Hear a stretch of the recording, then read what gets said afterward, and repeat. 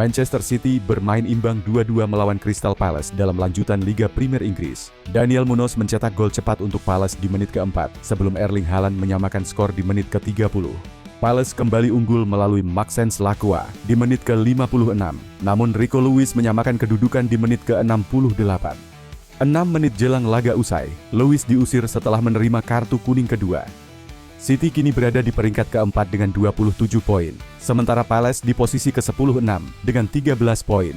Selanjutnya City akan menghadapi Juventus di Liga Champions pada 12 Desember, sedangkan Palace akan melawan Brighton 3 hari kemudian. Manchester United di bawah Ruben Amorim kembali kalah, kali ini 3-2 dari Nottingham Forest di Old Trafford. Gol Nottingham dicetak oleh Nikola Milenkovic, Morgan Gibbs-White, dan Chris Wood. United sempat membalas lewat Rasmus Højlund dan Bruno Fernandes, tetapi gagal menyamakan skor. Amorim, yang sebelumnya tak terkalahkan di kandang sejak Februari 2023 bersama Sporting CP, merasakan kekalahan kandang pertamanya di MU. Dari 4 laga awal di EPL, United hanya menang sekali, seri sekali, dan kalah 2 kali, terdampar di peringkat ke-13 dengan 19 poin. Nottingham kini hanya terpaut 2 poin dari Manchester City di 4 besar. Arsenal bermain imbang 1-1 melawan Fulham di Craven Cottage, kehilangan kesempatan untuk memangkas jarak dengan puncak klasemen Liga Premier.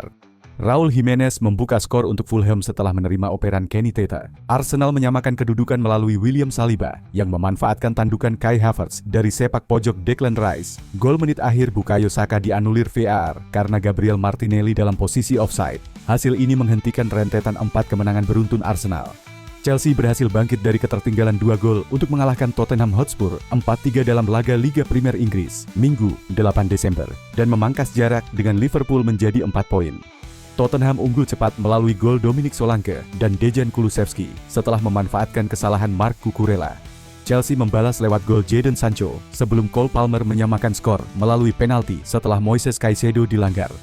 Enzo Fernandez membawa Chelsea unggul dengan tendangan voli, dan penalti kedua Palmer memastikan kemenangan. Tottenham sempat memperkecil skor di masa injury time melalui Son Heung-min, tetapi gagal menghindari kekalahan. Juventus bermain imbang 2-2 melawan Bologna di Allianz Stadium, mencatat hasil imbang ketiga berturut-turut dan ke-9 dalam 15 laga Serie A musim ini. Rekor pertama dalam sejarah klub. Bologna unggul lebih dulu lewat gol dan Ndoye 30 menit dan Tommaso Pobega 52 menit. Juventus membalas lewat Teun Koopmeiners 62 menit dan gol dramatis Samuel Mbangula di akhir laga. Hasil ini membuat Juventus tetap di posisi kelima dengan 27 poin, tertinggal 1 poin dari Fiorentina di peringkat keempat yang memiliki 2 laga sisa. Bologna berada di posisi ke-8 dengan 22 poin dari 14 pertandingan. Barcelona ditahan imbang 2-2 oleh Real Betis dalam lanjutan La Liga di Benito Villamarin. Robert Lewandowski mencetak gol pertama pada menit ke-39, namun penalti Giovanni Lo Celso menyamakan skor di menit ke-68.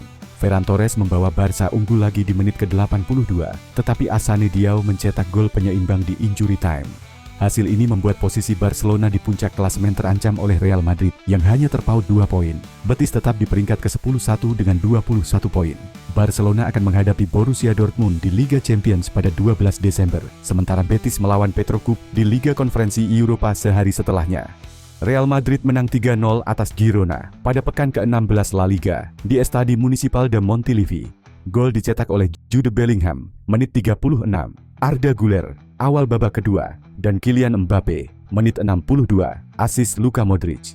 Mbappe mencatatkan 200 gol di 5 liga top Eropa, 175 gol untuk PSG, 16 untuk Monaco, dan 9 untuk Madrid.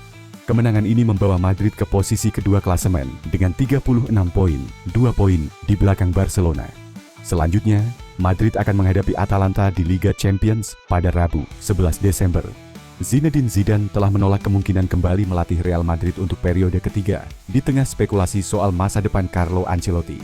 Posisi Ancelotti terancam setelah kekalahan kelima musim ini, dengan Madrid berada di posisi kedua La Liga, tertinggal 4 poin dari Barcelona, dan di peringkat ke-24 di Liga Champions.